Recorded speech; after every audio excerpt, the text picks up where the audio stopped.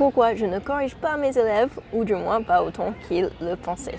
Premier point, c'est un point culturel. En fait, c'est un peu français de vouloir corriger tout le temps.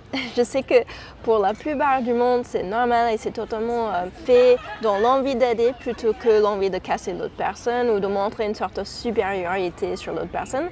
Mais ce n'est pas quelque chose qui est aussi normal, on va dire, aux États-Unis et dans d'autres pays anglophones. C'est culturel, quoi. Quelque chose qui est normal dans un pays peut être moins normal dans un autre.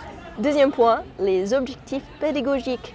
Si ton objectif c'est de pouvoir répondre à un examen QCM sans faute, tu ne vas pas travailler la fluidité, mais plutôt la précision. Quand tu travailles la précision, donc le fait de faire moins de fautes, dans ce cas, le fait d'être corrigé tout le temps, ça peut t'aider.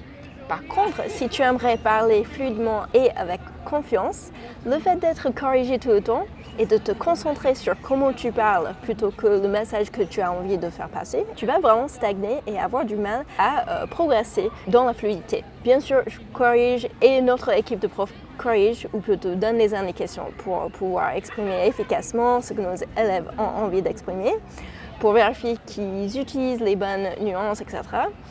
Et que ce qu'ils disent ne va pas mal interpréter. Mais oui, le truc c'est que la plupart de mes élèves, ils ont plus envie de pouvoir échanger plutôt que de pouvoir répondre juste à toutes les questions d'un examen QCM.